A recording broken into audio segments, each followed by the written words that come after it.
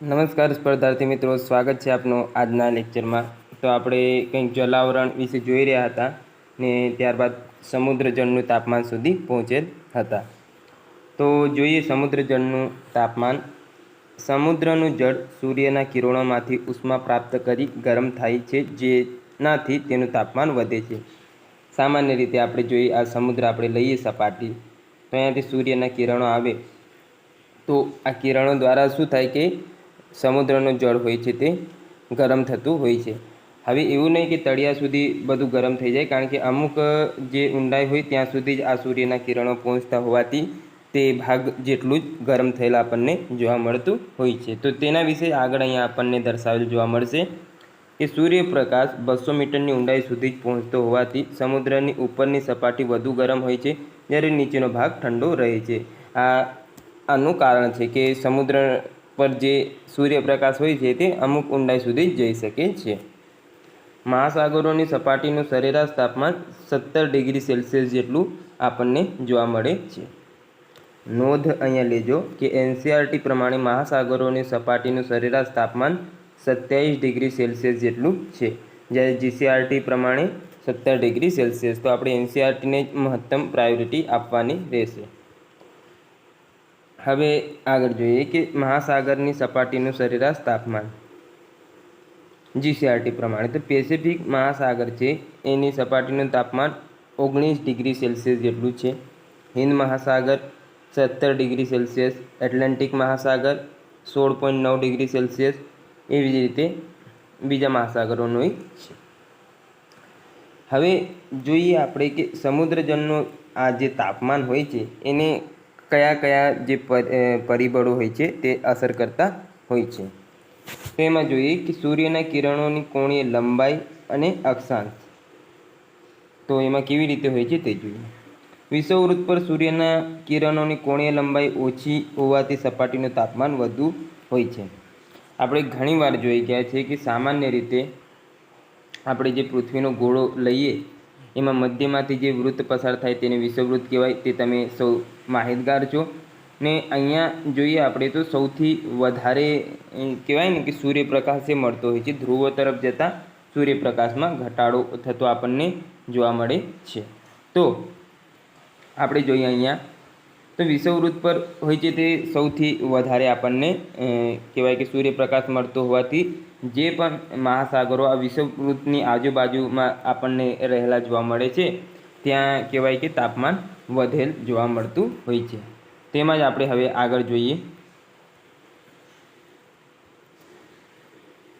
વધુ હોય છે, જ્યારે ધ્રુવીય વિસ્તારોમાં સૂર્યના કિરણોની કોણીય લંબાઈ વધારે હોવાથી સપાટીનું તાપમાન ઓછું હોય છે, જે મેં તમને હાલ જ જે ડાયાગ્રામ હતી એના દ્વારા સમજાવ્યું। વિષુવવૃત્તથી ધ્રુવો તરફ જતાં મહાસાગરની સપાટીના પાણીનું તાપમાન ઘટતું જાય છે। સમુદ્ર જળનું તાપમાન આશરે દર અક્ષાંશે 3 ડિગ્રીના દરે ઘટે છે।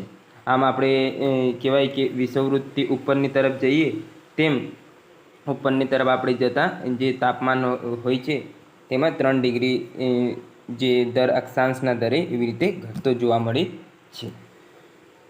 ત્યારબાદ આગળ જોઈએ કે સમુદ્રના ભૌગોલિક સ્થાન, વિસ્તાર અને આકાર। તો બંધિયાર અને સીમાંત સમુદ્રોના તાપમાન નજીકના ખુલ્લા સમુદ્રોના તાપમાન કરતાં જુદા જોવા મળે છે। ધારો કે ચાલો આપણે લઈએ ઉદાહરણ તમને સમજાવું। આ કોઈ કહેવાય કે આપણે તળાવ છે ને અહીંયા હું ચાલો કે આ નદી છે, આ ઉદાહરણ તરીકે હું લઉં છું। તો આપણે લઈએ તો સામાન્ય રીતે ધારો કે આપણે અહીંયા લઈએ કે ભાઈ અહીંયા પાણી છે, ચાલો અહીંયા પાણી છે ને આ નદીમાં પ્રવાહિત પાણી છે।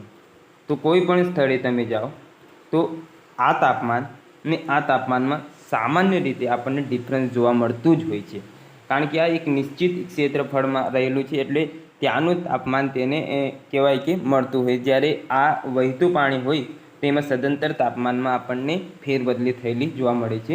તો એ જ આપણને અહીંયા સમજાવવા માગે છે કે કેવી રીતે તાપમાનમાં ફેરફાર થતો હોય છે। હું મારી રીતે તમને સમજાવવાનો પ્રયત્ન કરું છું કે કોઈ પણ સ્થળમાં બંધિયાર હોય ને વહેતું હોય તો એમાં ડિફરન્સ સામાન્ય રીતે જોવા મળે છે। તો તે આપણે આગળ હવે અભ્યાસ કરીશું। તો એમાં જોઈએ આગળ કે ઉત્તર ગોળાર્ધમાં ભૂમિભાગ વધારે હોવાથી મહાસાગરોને આ ભૂમિભાગના વધુ તાપમાનથી ઉષ્મા પ્રાપ્ત થાય છે. આપણે આગળ જોઈ ગયા છીએ કે જે આપણે પૃથ્વી છે એનો જે ઉપર તરફનો ભાગ છે આમાં લગભગ 83%, હું જો ખોટું ના હોતું, જેટલી જે આપણે 100% જમીન લઈએ 29%ને 100%માં કન્વર્ટ કરીને 100%માંથી જે 83% જેટલી જમીન છે તે ઉપરના ભાગમાં આવેલ છે. એટલે 70% જેટલું પાણી છે, જે 71%ના 70% આપણે લઈએ તો લગભગ ઉપરના ભાગે છે. તો જમીન કેવું હોય છે? ગરમ રહેતી હોય છે. તો એના કારણે આ ઉપરના જે સમુદ્ર હોય ઉત્તર ગોળાર્ધમાં એમાં તાપમાન વધારે જોવા મળે છે, જ્યારે દક્ષિણ ગોળાર્ધમાં જમીન ઓછી હોવાથી આપણને તાપમાન હોય છે તે ઓછું જોવા મળે છે સમુદ્રનું. એનું કારણ આ જ છે કે જમીનમાં કેવી રીતે આપણને જમીન અસર કરતી હોય છે સમુદ્રના તાપમાનમાં, તે પણ આપણે આગળના ચેપ્ટરમાં જોઈ ગયા છીએ. હવે હું વિસ્તારથી અહીંયા એ બાબતે નહીં ચર્ચા કરી. તો તાપમાન પર અસર કરે. ઉત્તર ગોળાર્ધનો ભૂમિભાગ વધારે હોવાથી મહાસાગરોને આ ભૂમિભાગના વધારે તાપમાનથી ઉષ્મા પ્રાપ્ત કરે છે. પરિણામે ઉત્તર ગોળાર્ધના મહાસાગરો દક્ષિણ ગોળાર્ધની સાપેક્ષે વધુ તાપમાન ધરાવે છે. તો આ એક કોન્સેપ્ટ છે મિત્રો. તમારે આ બધા કોન્સેપ્ટ ક્લિયર કરવા પડશે, કેવી રીતે હોય છે. એક પછી એક ચેપ્ટરો જોશો તો જ આ કોન્સેપ્ટો આપણા ક્લિયર થતા હોય છે. બાલ્ટિક સમુદ્ર અને હડસનના ઉપસાગર પર આસપાસના ભૂમિખંડોની અસર હોવાથી ખુલ્લા સમુદ્ર કરતાં તેના તાપમાન નીચા હોય છે, જ્યારે રાતો સમુદ્ર રણ પ્રદેશથી ઘેરાયેલ હોવાથી તેનું તાપમાન ઊંચું રહે છે. તો આ સામાન્ય છે કે જે બાલ્ટિક સમુદ્ર અને હડસનના ઉપસાગર છે તે ખુલ્લા હોવાથી ત્યાં તાપમાન, જ્યારે આ જે છે રાતો સમુદ્ર છે તેનું તાપમાન વધારે હોય છે. કેમ? કારણ કે આજુબાજુ રણ પ્રદેશ આવેલ છે અને રણ પ્રદેશ હંમેશા આપણને મોટા ભાગે ગરમ જોવા મળતું હોય છે. ત્યારબાદ આગળ જોઈએ. નિમ્ન અક્ષાંશોમાં બંધ સમુદ્રનું તાપમાન ખુલ્લા સમુદ્ર કરતાં વધુ હોય છે, જ્યારે ઉચ્ચ અક્ષાંશોમાં ખુલ્લા સમુદ્રની સાપેક્ષે બંધ સમુદ્રો ઓછું તાપમાન ધરાવે છે. તો આમાં હવે આપણે જોઈએ કે કેવી રીતે હોતું હોય છે તે. તો અહીંયા છે નિમ્ન અક્ષાંશો. તો હવે લઈએ આપણે. ધારો કે નિમ્ન અક્ષાંશો એટલે ધારો કે અહીંયા વિષુવવૃત્ત છે, એની આજુબાજુમાં કોઈ પણ સ્થળે આટલા ભાગમાં આપણે લઈએ કે કંઈક અહીંયા જો હોય બંધિયારી ક્ષેત્ર, તેનું તાપમાન હોય તે અહીંયા જે વહેતું પાણી હોય તેના કરતાં હંમેશા વધુ હોય છે. કેમ? કારણ કે અહીંયા વિષુવવૃત્ત છે અને વધારે તાપમાન મેળવે છે. જ્યારે ઉચ્ચ અક્ષાંશો તરફ તમે જશો તો આ બંધિયારી ક્ષેત્રનું તાપમાન ઓછું થઈ જશે, કારણ કે ધ્રુવો બાજુ આ પહોંચી ગયું ને આજુબાજુના ક્ષેત્રનું તાપમાન વધારે રહેશે. આજુબાજુ જે વહેતું પાણી હોય તેનું તાપમાન આ બંધિયાર કરતાં વધારે. તો અહીંયા ઉપરની તરફ આપણે જઈએ તો બંધિયારનું ઓછું ને નીચેની તરફ જોઈએ તો બંધિયારનું વધારે, એવી રીતે હોતું હોય છે. તો આ એક કોન્સેપ્ટ છે કે વિષુવવૃત્ત પર કોઈ પણ જગ્યાએ હવે તમે જાઓ કે વિષુવવૃત્ત પર આપણને ખબર છે કે ભાઈ ઓછા અક્ષાંશ હોય, 0થી ત્યાં શરૂ થતા હોય છે. તો 0 ડિગ્રી આપણે લઈએ ધારો કે ત્યાં, તો આપણને શું કે ત્યાં વધારે તાપમાન મળતું જોવા મળે છે. તો ત્યાં કોઈ પણ, હવે હું લઉં અહીંયા ઉદાહરણ તરીકે, અહીંયા 0 ડિગ્રી લીધું તો શું થશે? અહીંયા ધારો કે હું 0 ડિગ્રી લઉં, ચાલો તમને વ્યવસ્થિત રીતે સમજાવી દઉં. આપણે પૃથ્વી લીધી, ત્યારબાદ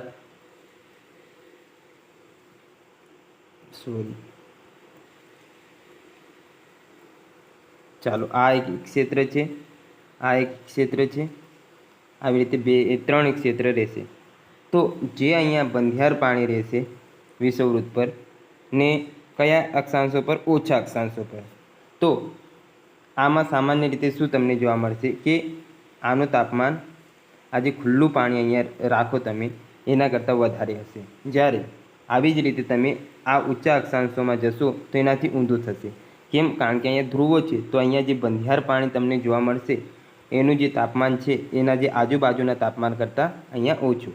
તો ટૂંકમાં શું અહીંયા આપણને જાણવા મળે છે કે અહીંયા તાપમાન બંધિયારમાં ઓછું, જ્યારે અહીંયા બંધિયારમાં આપણને વધારે જોવા મળે છે. તો આ ડાયાગ્રામ દ્વારા મેં તમને સમજાવવાનો એક પ્રયત્ન કર્યો કે કેવી રીતે આ તાપમાનમાં ફેરફાર થતું હોય છે. આશા છે તમને ખ્યાલ આવી ગયું હશે.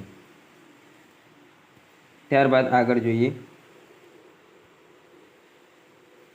પવનો, વિન્ડ્સ. તો જમીનથી સમુદ્ર તરફ વાતા પવનો સમુદ્રની સપાટી પરના ગરમ પાણીને કિનારાથી દૂર ધકેલે છે. તેથી નીચેનું ઠંડુ પાણી ઉપર આવતા તાપમાનમાં ઘટાડો થાય છે. તો જે જમીન પરથી જે પવનો વાય છે તો તે પાણીને શું કરે છે, કિનારાથી દૂર ધકેલે. એના કારણે આ પાણી, હવે ધારો કે અહીંયા સપાટી છે, અહીંયાથી પાણી દૂર ખસી ગયું, ઉપરનું ગરમ પાણી હોય છે આપણને ખ્યાલ છે. હવે આ પાણી આગળની તરફ દૂર ખસી ગયું તો અહીંયા નીચેનું ઠંડુ પાણી એની જગ્યા લઈ લે છે. તો જે પવનો અહીંયાથી ગયા એ પાણીને ખસેડી ગયા, નીચેથી ઠંડુ પાણી ઉપર આવી ગયું તો તાપમાનમાં શું થશે, ઘટાડો થતું જોવા મળે છે. તો એ જ અહીંયા આપણને સમજાવેલ છે કે જમીનથી સમુદ્ર તરફ વાતા પવનો સમુદ્રની સપાટી પરના ગરમ પાણીને કિનારાથી દૂર ધકેલે છે. તેથી નીચેનું ઠંડુ પાણી ઉપર આવતા તાપમાનમાં ઘટાડો થાય છે. સમુદ્રથી જમીન તરફ વાતા પવનો ગરમ પાણીને કિનારા તરફ ધકેલાવે છે. તેથી તાપમાનમાં વધારો થાય છે. જો જમીનથી સમુદ્ર તરફ વાતા હોય તો એ તાપમાનમાં ઘટાડો કરે, ને સમુદ્રથી જમીન તરફ વાતા હોય તો એ તાપમાનમાં વધારો કરે છે. એવું યાદ રાખજો. આગળ જોઈએ તો ઉત્તર પેસિફિક અને ઉત્તર એટલાન્ટિક મહાસાગર પર ભૂમિખંડો પરથી વાતા શિયાળાના ઠંડા પવનોને લીધે તેના તાપમાનમાં વાર્ષિક તફાવત 18 ડિગ્રી સેલ્સિયસ જેટલું નોંધાય છે. હવે તમે એક અંદાજ મારો કે આ કોઈ ક્ષેત્ર છે. હવે એમાં આપણે લઈએ કે કોઈક આ તરફથી પવનો આવ્યા, આ ઠંડા ક્ષેત્ર તરફથી આવ્યા ને ગરમ ક્ષેત્ર છે. તો આ જે પવનો હોય છે આ ઠંડા ગરમ ક્ષેત્રમાં તાપમાનમાં શું કરશે, ઘટાડો કરશે. ઠંડો ધારો કે આ 10 ડિગ્રી સેલ્સિયસ છે ને 20 ડિગ્રી સેલ્સિયસ છે, તો આ આવીને લગભગ 15 થી 17 ડિગ્રી સેલ્સિયસ અહીંયાનું તાપમાન એટલે કે ઘટાડો કરી દે છે. ટૂંકમાં એ બાબતે આપણે હવે અહીંયા જોવાના છીએ. હિન્દ મહાસાગર પરના ઉનાળામાં વાતા નૈઋત્યના પવનો સમુદ્ર જળનું તાપમાન વધારે છે. આપણે જોયા કે ઈશ, અગ્નિ ને વાયવ્ય. તો હિન્દ મહાસાગર પર ઉનાળામાં આવતા નૈઋત્યનું પવન તાપમાન વધારે છે. તો નૈઋત્ય આ તરફ થઈ ગયું, તો આ તરફથી જે પવનો આવતા હોય છે તે શું કરતા હોય છે કે હિન્દ મહાસાગરના તાપમાનમાં વધારો કરતા હોય છે. જો આ તરફથી આવતા તો શું કરતા, ઘટાડો કરતા. કેમ? કારણ કે આ તરફ હિમાલય આવેલ છે ને એ તરફથી ઠંડા પવનો આવે, પરંતુ આ ગરમ પવનો આવતા હોવાના કારણે એ તાપમાનમાં વધારો કરે છે. ત્યારબાદ આગળ જોઈએ, જ્યારે શિયાળામાં ભૂમિખંડો પરથી વાતા પવનો સમુદ્ર જળનું તાપમાન ઘટાડે છે. ભૂમિખંડ આપણે જોઈએ કે શિયાળા દરમિયાન આપણે તાપમાનમાં ઘટાડો થઈ જાય ને હવે આ ઠંડા પવનો સમુદ્ર પરથી વાય તો સ્વાભાવિક છે કે તાપમાનમાં ઘટાડો થાય. ત્યારબાદ આગળ જોઈએ મહાસાગરના પ્રવાહો, ઓશન કરન્ટ. મહાસાગરીય પ્રવાહોનું તાપમાન સમુદ્રના તાપમાનને અસર કરતું હોય છે. જે મહાસાગરના પ્રવાહો હોય એટલે કે વહેણ હોય, જેનું તે તાપમાન હોય તે સમુદ્રના તાપમાનને અસર કરતું હોય છે. યુરોપીય તટ પર ગલ્ફ સ્ટ્રીમનો ગરમ પ્રવાહ એટલાન્ટિક મહાસાગરના તાપમાનમાં વધારો કરે, જ્યારે ઉત્તર અમેરિકાના પૂર્વ તટ પર વહેતો લાબ્રાડોરનો ઠંડો પ્રવાહ મહાસાગરના તાપમાનને ઘટાડે છે. એટલે કે કોઈ પણ ક્ષેત્રમાંથી જે પ્રવાહ આવતો હોય છે, એટલે કે મહાસાગરોનો પ્રવાહ સમુદ્ર તરફ આવતો હોય છે, ગરમ પ્રવાહ આવે તો તાપમાનમાં વધારો કરે, અને ઠંડો પ્રવાહ એક ક્ષેત્ર તરફથી આવે તો તાપમાનમાં ઘટાડો કરે છે. ત્યારબાદ આગળ જોઈએ કે સમુદ્ર જળના તાપમાનનું વિતરણ. તો મહાસાગરીય જળના તાપમાનના વિતરણમાં અક્ષાંશીય વિસ્તારની સાથે જળની ઊંડાઈને પણ ધ્યાનમાં રાખવામાં આવે છે. આ આધારે તાપમાનનું વિતરણ બે પ્રકારે કરવામાં આવે છે. મહાસાગરીય તાપમાનનું ક્ષિતિજ વિતરણ, મહાસાગરીય તળાવનું લંબવત વિતરણ. આવી રીતે બે રીતે વિતરણ કરવામાં આવતું હોય છે. ત્યારબાદ આગળ જોઈએ કે મહાસાગરીય તાપમાનનું ક્ષિતિજ વિતરણ, horizontal distribution of ocean temperature. સામાન્ય રીતે વિષુવવૃત્ત રેખા પર સમુદ્રની સપાટીનું તાપમાન 27 ડિગ્રી સેલ્સિયસ નોંધવામાં આવે છે. હવે કંઈ કહેવાની જરૂર નહીં, વિષુવવૃત્ત આપણે ઘણીવાર જોઈ ગયા. એના પર સમુદ્રની જે સપાટીનું તાપમાન કેટલું નોંધવામાં આવે છે? 27 ડિગ્રી સેલ્સિયસ. જ્યારે ધ્રુવો તરફ જતા તાપમાનમાં ઘટાડો થતો જોવા મળે છે. વિષુવવૃત્તથી ધ્રુવો તરફ તમે જાઓ તો તાપમાનમાં ઘટાડો થતો જોવા મળે છે. આપણે ઘણીવાર જોઈ ગયા છીએ. નોંધાય છે. મહાસાગરોનું સર્વોચ્ચ તાપમાન તેના સપાટીના જળમાં જોવા મળે છે. આગળ જોઈએ, બંને ગોળાર્ધના વિવિધ અક્ષાંશો પર સમુદ્ર સપાટીનું તાપમાન. તો જોઈએ આપણે 20 ડિગ્રી સેલ્સિયસ છે, 20 ડિગ્રી, તો ત્યાં 20 ડિગ્રીએ જઈએ આપણે પૃથ્વીના ગોળાર્ધ પર. બંને સપાટી, ધારો કે આ પૃથ્વી લીધી, આમાંથી હું ઉપરની તરફ અહીંયા ને અહીંયા, તો અહીંયા 20 આવશે, અહીંયા 20 આવશે, તો અહીંયા જાઉં તો અહીં સપાટીનું તાપમાન મને 22 ડિગ્રી સેલ્સિયસ જોવા મળશે. એનાથી ઉપર જઈશ અહીંયા ને અહીંયા તો એમાં 14 ડિગ્રી, ને ઉપર જઈશ પાછો 60 સુધી તો 1 ડિગ્રી સેલ્સિયસ. એટલે કે તમે વિષુવવૃત્તથી ધ્રુવો તરફ જાઓ તાપમાનમાં ઘટાડો થાય, ને કેટલા અંશે ઘટાડો થાય એ અહીંયા આપણને દર્શાવેલ જોવા મળે છે કે ઉપરની તરફ જઈએ તો આ રીતે તાપમાનમાં ઘટાડો થતો હોય છે. ઉત્તર ગોળાર્ધ અને દક્ષિણ ગોળાર્ધનું સરેરાશ વાર્ષિક તાપમાન અનુક્રમે 19 ડિગ્રી સેલ્સિયસ અને 16 ડિગ્રી સેલ્સિયસ જેટલું હોય છે. ઉત્તર ગોળાર્ધનું કેટલું હોય છે? 19 ડિગ્રી, ને દક્ષિણ ગોળાર્ધનું 16 ડિગ્રી સેલ્સિયસ જેટલું હોય છે. તાપમાનમાં તફાવત ઉત્તર ગોળાર્ધમાં ભૂમિ ભાગ વધારે હોવાથી તથા બંને ગોળાર્ધમાં જળના અસમાન વિતરણના કારણે જોવા મળે છે. હવે આગળ આપણે જોઈ ગયા કે આ ચાલો ધ્રુવો તો બંને તરફ છે, તો આ તાપમાન ઉત્તર તરફ કેમ વધારે ને દક્ષિણ તરફ કેમ ઓછું? તો આપણે આગળ જોઈ ગયા કે ઉપરની ઉત્તર જે ગોળાર્ધ છે તેમાં ભૂમિ વધારે છે, અને ભૂમિ જે હોય છે તે ઝડ દઈને એટલે કે સમુદ્રને ઝડ દઈને ઠંડુ થવા દેતી નથી, એટલે કે અમુક સમતુલા જાળવી રાખે છે. જ્યારે આ તરફ આપણે જોઈએ તો પાણીનું પ્રમાણ વધારે છે. અહીંયા લગભગ 80% જેટલું પાણી અને 20% જેટલી જમીન છે, તેથી અહીંયાનું તાપમાન સામાન્ય રીતે નીચું જોવા મળે છે. તો આ આનું કારણ છે. વિષુવવૃત્ત પર વધારે વરસાદ પડતો હોવાથી સૌથી વધુ તાપમાન વિષુવવૃત્ત પર નહીં પરંતુ તેનાથી થોડું ઉત્તર તરફ હોય છે. હવે તમને પ્રશ્ન પૂછે કે સૌથી વધુ તાપમાન ક્યાં હોય? વિષુવવૃત્ત પર, વિષુવવૃત્તથી ઉત્તર તરફ કે દક્ષિણ તરફ? તો આપણને ખ્યાલ છે કે વિષુવવૃત્ત પર જંગલો વધારે આવેલા હોવાથી ત્યાં સૌથી વધારે વરસાદ પડે છે. હવે ખરેખર તાપમાન તો વિષુવવૃત્ત પર જ વધારે હોવું જોઈએ, પરંતુ અહીંયા વરસાદી વાતાવરણના કારણે, જંગલોના કારણે તાપમાન હોય છે તે ઓછું થઈ જાય છે ને.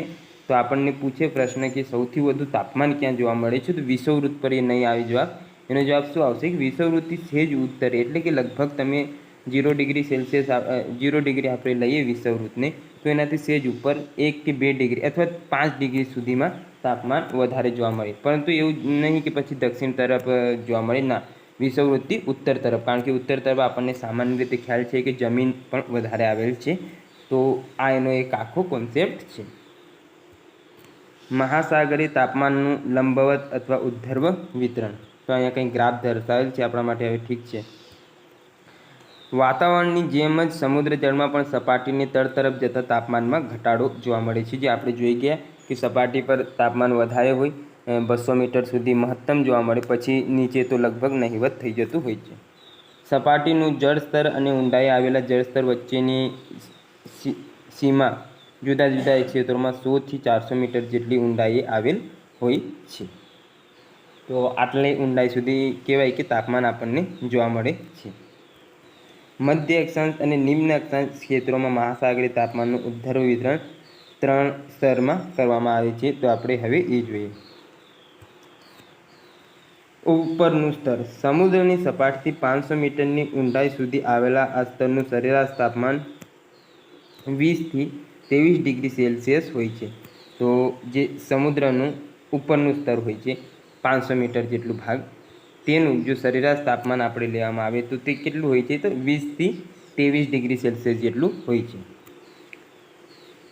આ સ્તરનો વિકાસ વિષુવવૃત્ત પ્રદેશમાં સમગ્ર વર્ષ દરમિયાન તથા મધ્ય અક્ષાંશીય ક્ષેત્રમાં માત્ર ઉનાળાની ઋતુમાં જ થાય છે. દરેક ઋતુમાં થતું નહીં. શિયાળામાં જ પાછી ઠંડી વધી જાય, એના કારણે તાપમાનમાં ફેરફાર થાય, એટલે વિષુવવૃત્ત પર અથવા બીજા અક્ષાંશીય ક્ષેત્ર છે તેમાં ઉનાળાની ઋતુમાં આ નોંધ લીધેલ છે. ત્યારબાદ છે થર્મોક્લાઇન સ્તર. ઉપલું સ્તર તથા નીચલા સ્તરને અલગ કરતું આ સ્તર સંક્રમણ સ્તર હોય છે. હવે ધારો કે આવી રીતે તો આપણે હવે ચાલશે. આવી રીતે કોઈ સ્તર લીધું, આ 3 સ્તર આપણે લીધા, એમાંથી જે મધ્ય સ્તર હોય તેને મધ્ય સ્તર અથવા સંક્રમણ ક્ષેત્ર કહેવામાં આવે છે. તો આ અહીંયા ઉપલું સ્તર છે, આ થર્મોક્લાઇન સ્તર ને આ નીચલું સ્તર છે. જે આ મધ્યનું સ્તર છે તે આ બંને સ્તરને અલગ કરે છે, તેથી તેને સંક્રમણ સ્તર પણ કહેવામાં આવે છે. જેમાં ઊંડાઈ સાથે તાપમાનમાં તીવ્ર ઘટાડો જોવા મળે છે.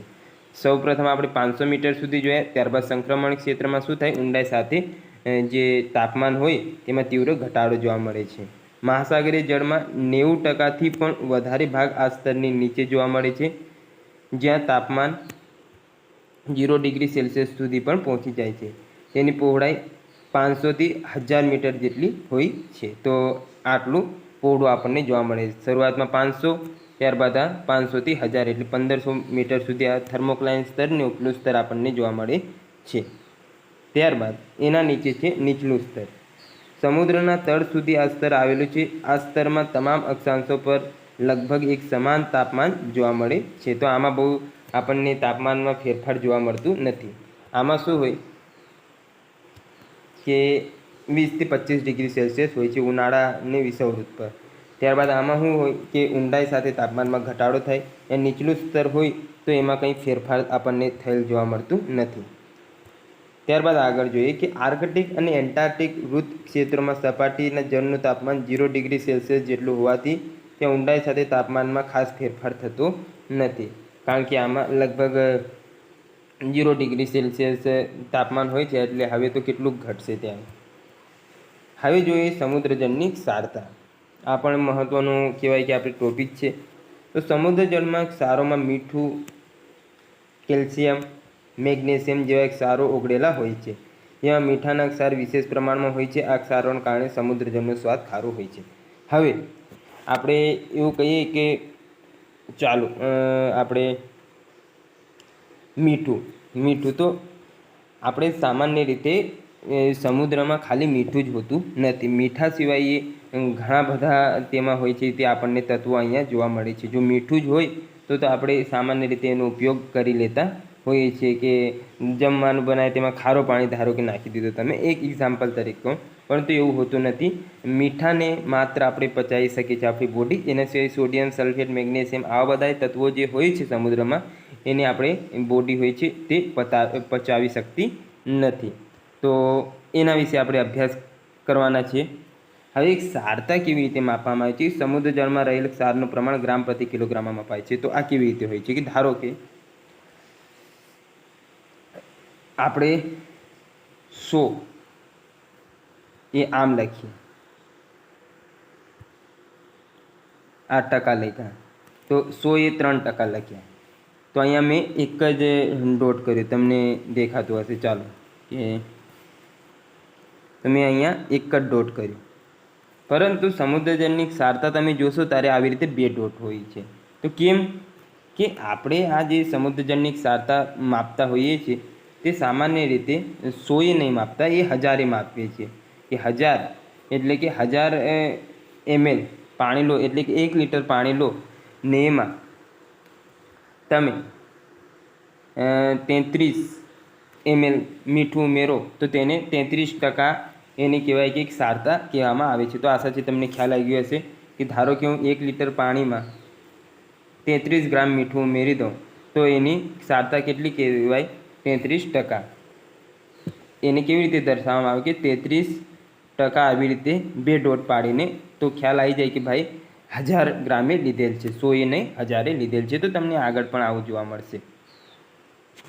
તો એમાં જોઈએ તો આ એક ચાર્ટ આપેલ છે કે સમુદ્રમાં કયા કયા તત્વ વધારે પ્રમાણમાં રહેલા હોય છે અને કેટલા ટકા હોય છે તે. તો સૌપ્રથમ આપણે જોઈએ એમાં તો છે ક્લોરીન, તે 18.97% હોય છે. તેથી જ આપણે કહીએ છીએ કે મીઠું હોય છે સમુદ્રમાં, કારણ કે એ વધારે પડતું આપણને જોવા મળે છે એટલા માટે. ત્યારબાદ સોડિયમ 10.47% જેટલું ઓલ એવરેજ આ છે. સલ્ફેટ છે 2.65%, મેગ્નેશિયમ 1.28%, કેલ્શિયમ જોઈએ તો 0.41%, પોટેશિયમ 0.38%, બાયકાર્બોનેટ 0.14%, બ્રોમિન છે 0.06%. ત્યારબાદ આગળ જોઈએ બોરેટ છે 0.02% અને સ્ટ્રાન્ટિયમ છે તે 0.01%. તો સૌથી ઓછું તત્વ સ્ટ્રાન્ટિયમ 0.01% અને ક્લોરિન સૌથી વધુ 18.97%. તો આવી રીતે કંઈક હોય છે. એમાં કહેવાય કે જે તત્વો છે એનું વિતરણ આવી રીતે થયેલા આપણને જોવા મળે છે. તો સમુદ્ર જળમાં ઓગળેલ ક્ષારના પ્રમાણને ક્ષારતા કહેવામાં આવે છે. જે પણ આ બધા તત્વો છે એ બધાને આપણે ખાલી મીઠું નહીં, બીજા બધા તત્વો થઈને જે ક્ષારતા એટલે એનું કહેવાય કે ખારાપણું બને તેને ક્ષારતા કહેવામાં આવે છે. ક્ષારતા એ 1000 ભાગના સમુદ્ર જળમાં આવેલ ઘન પદાર્થનું કુલ વજન છે તે આ અહીંયા પર્સન્ટેજ લખેલ છે, તમને આ 2% દેખાતા હશે. પ્રતિ 1000 ગ્રામ એટલે પાર્ટ્સ પર 1000 પીપીટીમાં દર્શાવવામાં આવે છે. તો આ થોડુંક યાદ રાખજો કે ક્ષારતા શામાં દર્શાવવામાં આવે છે? પીપીટીમાં. પીપીટી એટલે પાવર પોઈન્ટ નહીં, પાર્ટ્સ પર 1000. 24.7% કરતાં વધુ ક્ષારતા ધરાવતું પાણી ખારાશવાળું પાણી કહેવાય છે.